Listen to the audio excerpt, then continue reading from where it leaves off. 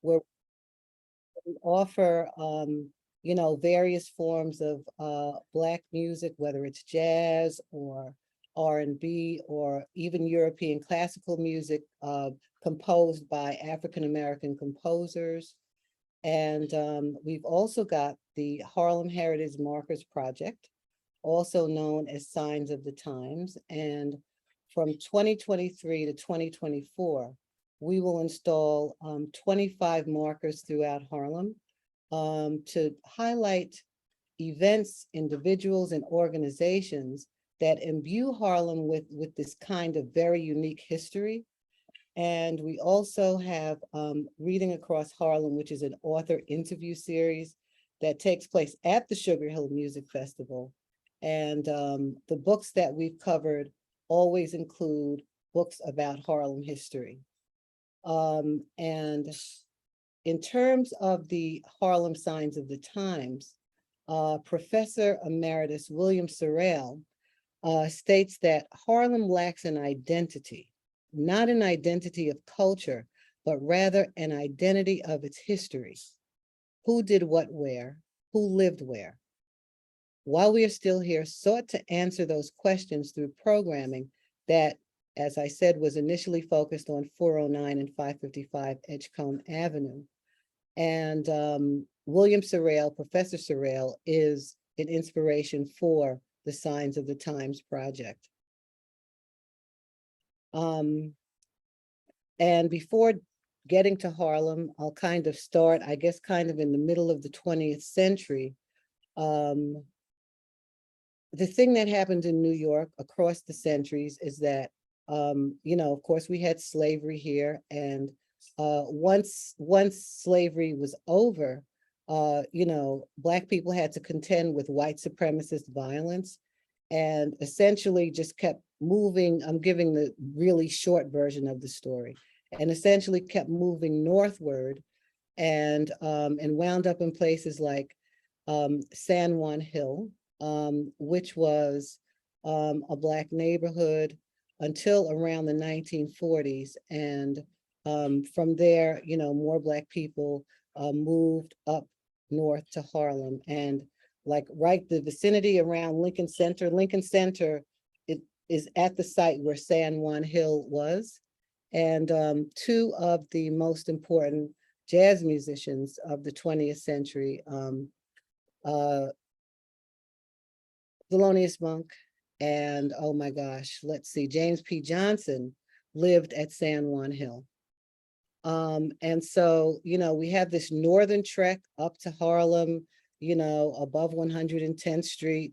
And we have this character by the name of Philip Payton, who was the proprietor of the African American Realty Corporation, who actually helped shift the population in Harlem from white to Black by exploiting his own people, by promising, white landlords and others that Black people would pay more money for housing because we were so desperately trying to get away from all these pogroms and et cetera, et cetera, et cetera.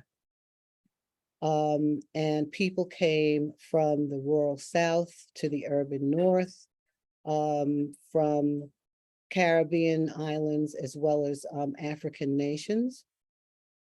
And there has always been this kind of diverse political terrain in Harlem, ranging from, right-wing reaction to, extreme, leftist radicalism.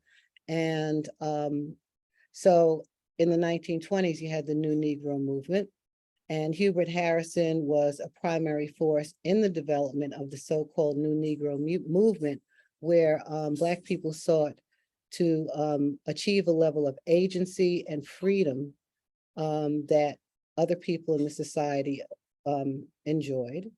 And then we had W.E.B. Du Bois, a famed theoretician who, did sociological studies. And during this era, he was not really impressed at all by, the whole, socialist or communist rhetoric piece. But by the end of his life, he was actually a member of the Communist Party. And then we have Marcus Garvey, who was a very inspiring force in Harlem and in the African diaspora around the world, who felt as though African people should be self-sufficient and they should just remove themselves from the tyranny of the United States and go to Africa. And those concepts are, you know, wonderful concepts, but he also had this fascist tendency, which we won't get into now because it's not relevant to what we're talking about. But there was also another thing that arose out of the new Negro movement was the Harlem Renaissance, and the publication of the New Negro Anthology. This time was a very influential time, this Black cultural ethos that infused literary works with an affirmation of Black cultural output. And Langston Hughes is probably the most famous of the writers from this time, but there were so many more. And during this time, there was this communist influence in Harlem.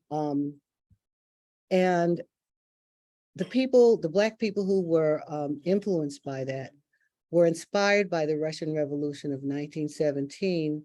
And some people, some Harlem people, some Black people throughout the world were convinced that societal transformation to communism would kind of eradicate all oppressions, particularly against, you know, Black people throughout the world. Claude McKay is best known for his poem, If We Must Die. He was quite celebrated as a poet. He wrote novels as well. And he was also involved with Garvey's United Negro Improvement Association, as well as the leadership of Russia's revolution, including Trotsky. Then we had Paul Robeson and Islanda Good Robeson, who were associated with the whole Communist Party movement. And we have Bill Patterson. He was in the leadership of the Communist Party, and he greatly influenced Malcolm X's thought, particularly concerning taking the United States to the United Nations to charge genocide against Black people in America. His wife, Louise Thompson Patterson, was a community organizer who worked for the freedom of the Scottsboro Boys during the 1930s, all the way through the Free Angela Davis movement of the 1970s. And we have Queen Mother Audley Moore, and she was an early proponent of reparations for slavery. And it's only been recently that that concept has bore fruit. And she moved from Louisiana to Harlem in the late 1920s after hearing Garvey speak. All of these people that I'm mentioning have markers associated with them some kind of way. And so moving, you know, from, you know, the 30s and the 40s, over the decades, Harlem was a fertile ground for various movements in the arts. And the influence of African independence movements, the civil rights movement, the Black is Beautiful movement, the Black arts movement, it influenced so much of the creative output of Harlem's artists and activists. And, you know, the influence was international, and it's gone across the eras. We had Elambe Brath and his brother Kwame Brathwaite, who were part of the Black is Beautiful movement that was born out of the African Jazz Art Society. And right now, I think it's at the New York Historical Society. There's a whole exhibition of Kwame Brathwaite's gorgeous photography that he took during this era. And then there is the Kamoinge Photography Collective, and that was founded approximately 60 years ago by Roy DeCarava and Lou Draper, who sought to make sure that the images that African-American photographers took of Black people in Harlem had, you know, dignity and respect for the subject and were not derogatory.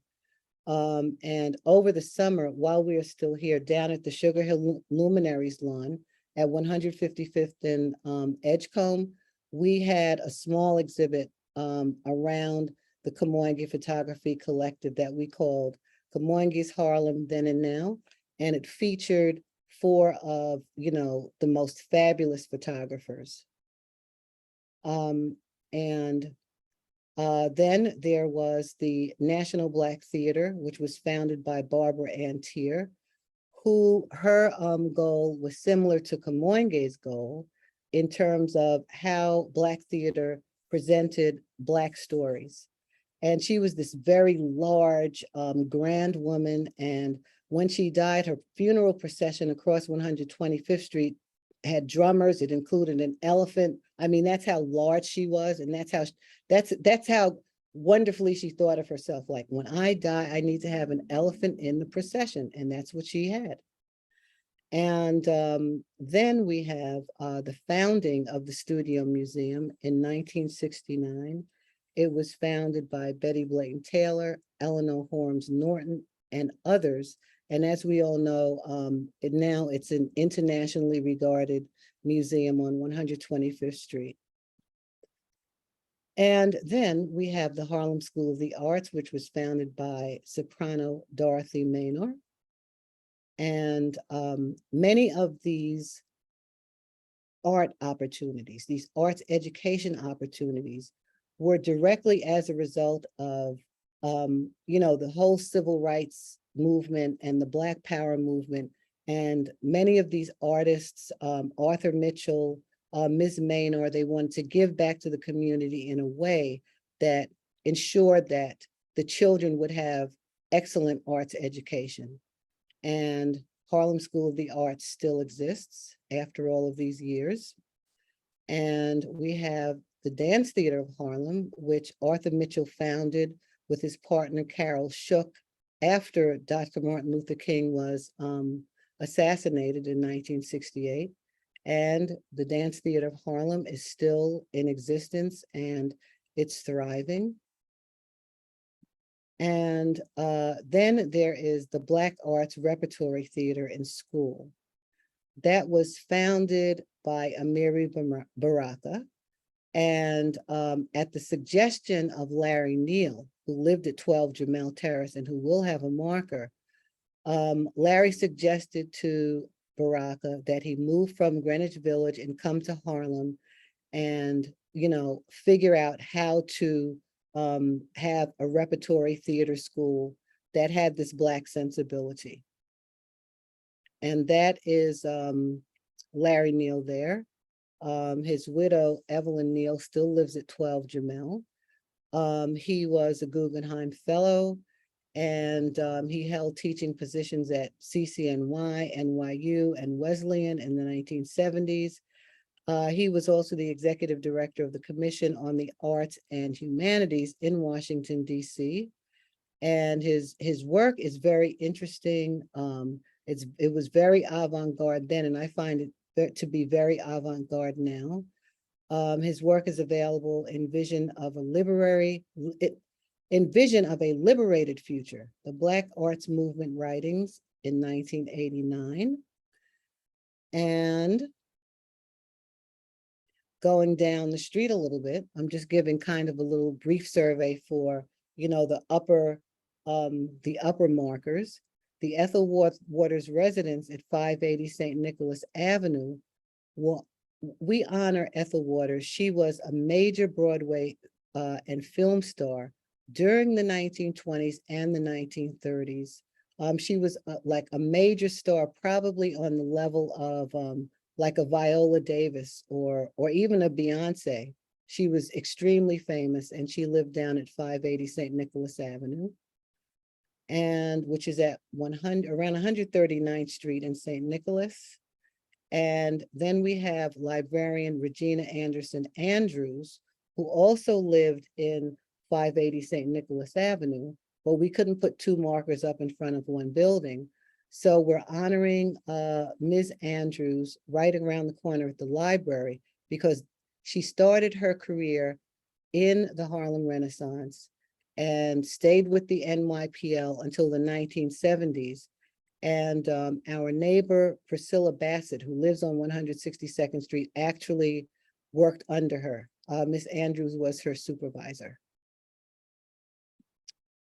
And at 437 West 162nd Street, we have the home of J. Rosamond Johnson, which is right now the home of Dr. Robert North.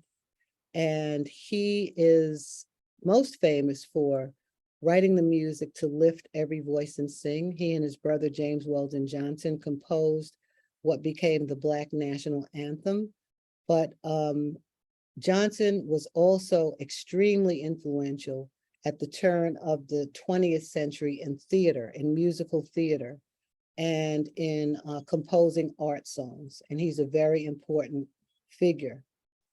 And then finally, here are some of the actual, what the signs will look like. And so basically, we've identified sites that no longer exist and sites that were transformed in their existence. For example, the Lenox Lounge at 125th Street and Lenox Avenue was a famed Art Deco bar that had been in Harlem since the 1920s. I mean, they had a special banquet for Billie Holiday. He used to go there and hang out, and many top jazz musicians played in the Lenox Lounge. And there was this whole acrimonious struggle between the proprietor of the Lenox Lounge and the person who actually wound up buying the structure. And so that acrimony resulted in the Lenox Lounge just kind of evaporating under the wrecking ball. How's that for mixed metaphor? Evaporating under the wrecking ball, and now Wells Fargo is there. And that's one of the saddest, most tragic stories to me around Harlem and the history. And then there was Louis Michaud. He was a bookseller and an intellectual and an activist. He owned the National Memorial African Bookstore, and that's what it looked like there, where it says World History on that slide there. And many of Malcolm X's rallies and talks were held in front of Mr. Michaud's bookstore. And that was raised. A whole city block was raised to make way for the state office building. And so that was the fate of the National Memorial African Bookstore. And essentially that's my presentation. And if anyone has any comments or questions, I'll be happy to hear them. Well, wonderful. Thank you so much, Karen. I, as a newbie to the area, am just trying to soak it all in to understand the neighborhood, where the Morris-Jumel mansion sits, and to be able to hear about all these stories makes you just want to walk around and have some kind of special glasses that you could transform the different areas back to, you know, the lounge or the bookstore. That's I'm sure that can be done with virtual reality. So we'll see if we can do something about that in the future. That would be wonderful. But that's why the markers are so important. I mean, even though it's just 25 markers, at least there will be something there. Right, exactly. Well, I have a question for you, because I am trying to understand the Morris-Jumel Mansion's place in the neighborhood. And so I was wondering if you could talk a little bit about the crossover that you see between what you are doing with your organization and the mission of While We Are Still Here, and the mission of the Morris-Jumel Mansion and what we're trying to accomplish. Well, they're very similar in that they're historically based, and they attempt to tell a particular story about a site, a building, a structure. So that's the Morris-Jumel Mansion mission. And with While We're Still Here, we began with 409 and 555, two structures. But I mean, Harlem is this really interesting place. And I want to say to you, Catherine, that there are many people who are going to not like the idea that 162nd Street is included in these Harlem markers. So just prepare for that. You'll hear, oh, that's not Harlem. Some people say it ends at 155th Street. And so, like, this is the old Sugar Hill. And so many of the people who live in this building grew up in this building. And I've often said to them, well, do you consider this Harlem? Like, we're at 160th and Edgecombe? They're like, yeah, it's Sugar Hill. Sugar Hill is in Harlem. So that's going to be a little bit of controversy, Okay, all right. Mm-hmm. I'm sort of prepared for that. I sort of knew that. Right. Just when I was researching the area, thinking about, moving, and I had that question in my mind, where is it? And so I can see how people, there's only so many streets in New York. Right. And so, what is important to one group might also be important to another group. So I can see the challenge. And it's a funny thing. A few years back, I was listening, and I wish I could remember the title of the song. It was an old Duke Ellington song. And he gives this whole kind of rap before he starts the orchestra playing. And he says, Harlem is that special place that begins at 110th Street and ends at 145th Street. So at that point, 145th Street was the delineating factor. And even before that, I mean, before 125th Street became the, main thoroughfare, 135th Street was the main thoroughfare. So geography is always shifting and changing. Right, absolutely. We do have a question. Someone is asking, and let me see if we have a name. No, I don't have a name, but they're saying, amazing, Karen, congrats, and thanks for your work. How did you select who to honor? Okay, right before the pandemic, we had a public meeting at the George Bruce Library on 125th Street. And, people came, and we had a professional facilitator help gather, all of these various names, et cetera, et cetera, et cetera. And that's how we got some of the initial names. And then Professor William Sorrell, one day he says, here, and he hands me like this list of probably 150 different addresses in Harlem where all kinds of people live, not just African-American people, but I mean, the Gershwin brothers were on there, Houdini was on there. And I was like, wow, this is so fascinating. So that essentially is how we kind of came up with the list. Now, after one comes up with this list and takes it to the Department of Transportation of the city of New York, there are all of these, bureaucratic requirements. And so it took us really around like 2.5 to 3 years to have the signs approved.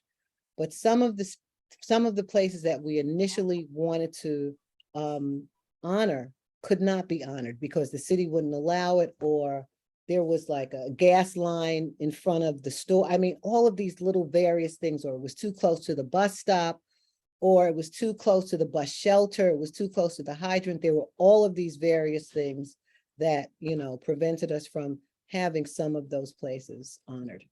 Are any of the, I know I saw the signs and they would be on a pole. Are Right. any of the signs affixed onto a structure, onto a building? No, just a pole in the street like a stop sign. Yeah. Okay. Yeah, so it's very exciting, and we have a bunch of programming that's going to take place for each of the markers. It's very ambitious, and I don't know if you knew about this, Catherine, but Probably not. So well, one of the Jamel Mansion, we were going to have a culminating event after Larry Neal and Jay Rosamond Johnson. We were going to have a concert right there in that on the patio. So I guess we have to talk about that. well, we definitely do. And That'll I know that summer. we have the annual Jazz Fest weekend, which is the third weekend in August. That Yes, Marjorie Taylor has, Marjorie Elliott, yeah. okay, sorry, Marjorie Elliott. She is just a force to be reckoned with. She is an amazing woman. She played for 4 hours. I was so blown away by her stamina at Yeah. her age. She's just She's incredible. Nothing slows her down. Mm-hmm. And so that's been a wonderful kind of, I think, impact on the mansion from that building, because Marjorie lives in 555 Edgecombe. Right. And that's where I live as well. Yeah. yeah, so it's just wonderful to have her there each year, bringing music to the mansion grounds, and it's all free. Yep. It's just really lovely. I was able to go this past August, and it was really wonderful. And I met Marjorie. She was incredible. Marjorie is a very charming, wonderful musician. And she holds, as I understand it, open sessions in her apartment on Sundays. Every Sunday at 4. Yeah. So musicians can come and jam and just, Yeah. soak it up. Yeah, she has her, regular house band. So, but yeah, I mean, when I was more active on the jazz singing thing, my first little gig was at Marjorie's apartment. Probably, I won't say how long ago, but it was really a long time ago. Yeah. Oh, I think that kind of thing is really something that we need to celebrate, that Marjorie's sharing her talent in the neighborhood. It's not just, on other stages. She is just so much a part of what that community is. Yes. And that is certainly something that the Morris-Jumel Mansion is interested in supporting and promoting, and doing whatever we can to help, so that people can connect what's happening now with what has happened in the past, because history is not just about looking back. It's also about what's happening today as we make history. I agree. So, we want people to be able to draw those lines and make those connections and understand the different currents of history that have occurred in a place. How did those changes happen, or how has that continuity maintained itself? So I think those are really amazing questions that we want to be able to dig into, and it sounds like that's what you're all about. Yes, absolutely. Absolutely. It's the history is important, and it would be wonderful for like all of the organizations to kind of have a strand of history that we all share some kind of way in partnership. I don't know what that could possibly be, but it would be a wonderful idea for that to happen, like with the Jamel Mansion, while we are still here, even the Sugar Hill Children's Museum. I mean, there are all of these possibilities for various kinds of partnered programming. Right. I would totally agree. I think that would be great. Well, I do have another question, if you would answer this. I would love to know if, among all these stories that you've gathered, and all the personalities that have come out of the two buildings where you started, Mhm. as well as the other work that you've done creating the signs. Is there a favorite kind of, secret story close to your heart that you could share with us? Let's see. I don't know how secret, there are so many things going through my mind. Okay. 409, at 409, there's Laverne Gaither, who's lived in that building since she was 7 years old. She is probably 91 or 92 now. And she lived in the building when Thurgood Marshall was there. And as a child, she was learning how to play the cello. And she said that Thurgood Marshall would see her going up the hill to Amsterdam Avenue to get the trolley. And he'd say, girl, you're a little bitty thing. Give me that cello. And he would walk her all the way up to Amsterdam with the cello. And she would say, but it's not heavy, it's not heavy. And he would come to her recitals and that kind of thing. I just love that story. And then at this building 555, I found out that the first woman to serve on a United States Board of Directors lived here in around 1920 something. Her name was Mary Orr, and she was on the board of directors of the Remington Typewriter Company. And I thought that was fascinating. Do you know how she came to be on the board? I don't, there's very little information about her easily trackable on Google, but I'm sure there are, a researcher could really find all of that out. It's fascinating. Yeah, it is. It is, absolutely. We have another question. Can you share where people can find more information about the organization? Okay, we have a website, which I have to admit that I kind of junked up because I didn't really know how to update it. But next week, we're having our new website put up as we speak. Someone's working on it. But if you go to harlemnyc.org, there is information there. That's harlemnyc.org. And, next week, check again because it'll be more comprehensive. Okay. And I want to know, Karen, when you're going to write a book so we can all explore the neighborhood through, your super cool lenses.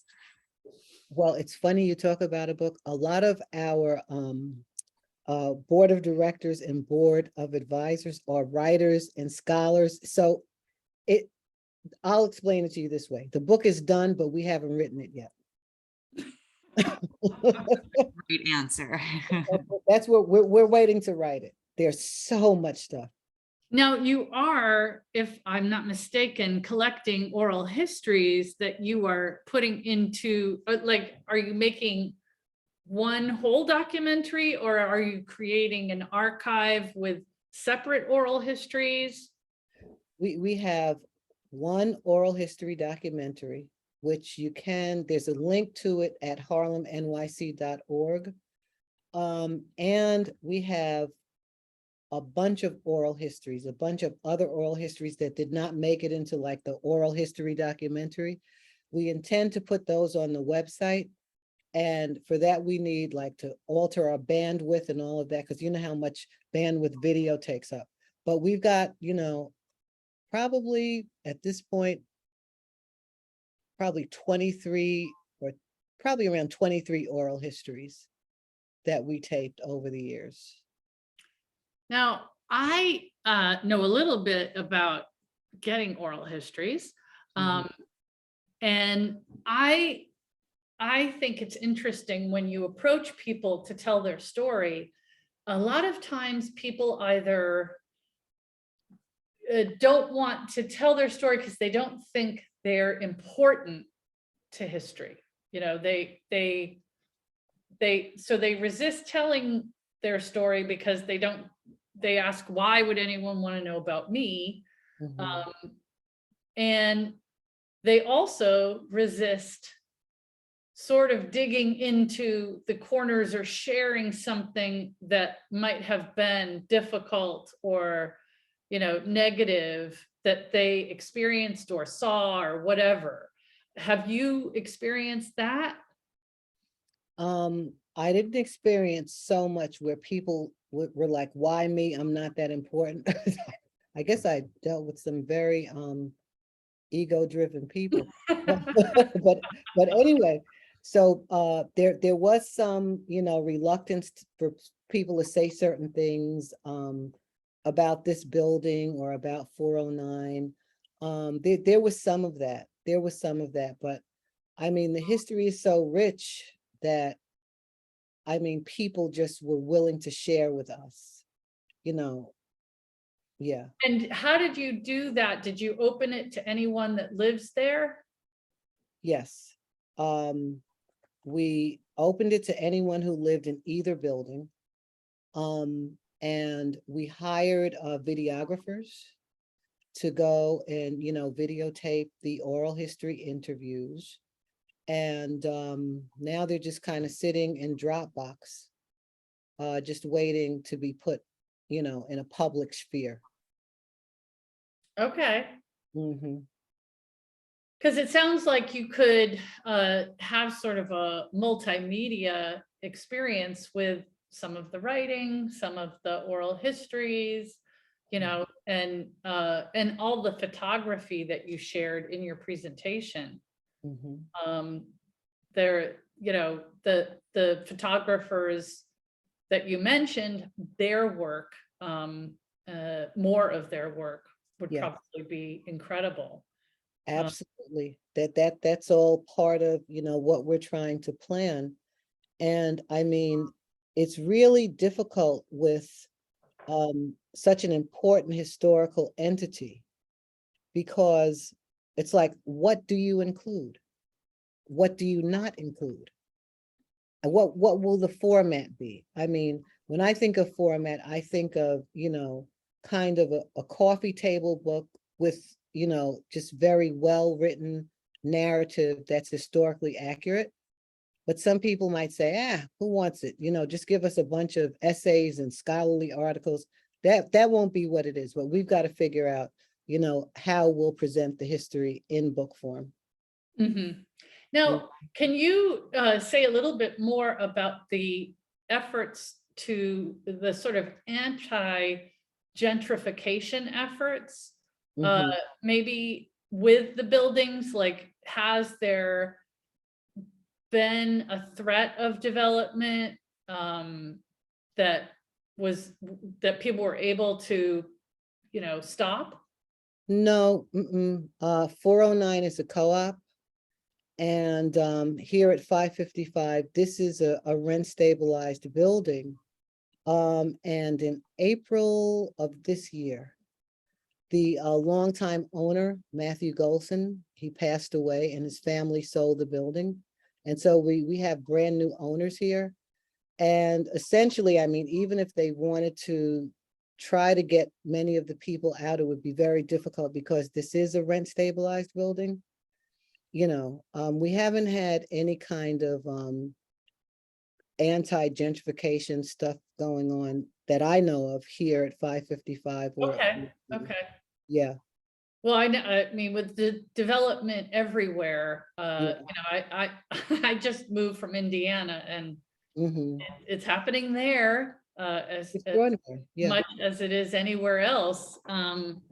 But you know, it's very hard to withstand the forces of continued development, to try to hang on to historic spaces that might be really prime real estate for something else.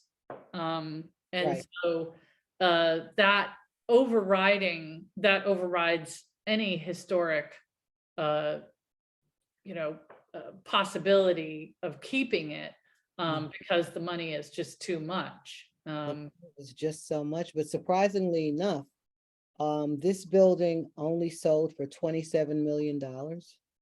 And I've read that a lot of developers do not want to be involved with rent stabilized properties because they're too difficult. I mean, they could not come in here and say, okay, everybody, unless you pay us $5,000 right now, we're going to put you out. You have to leave and we'll get someone else to pay $5,000. You can't do that with rent stabilization. You know, Mhm. so Great. that's what, We have a question from Janice Tootie Jackson.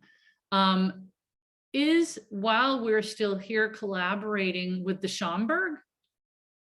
we have had collaborations with the Schomburg. We've presented maybe 3 or 4 events down there, like 2017, 2018. Yeah, we've had collaborations with them.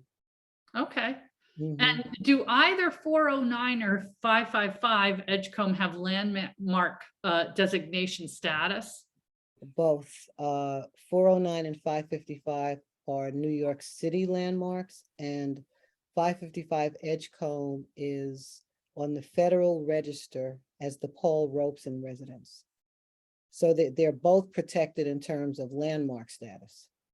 So unless something really drastic happens, nobody's going to tear down either building and put some weird glass structure up, hopefully. Okay, well, that's good to know.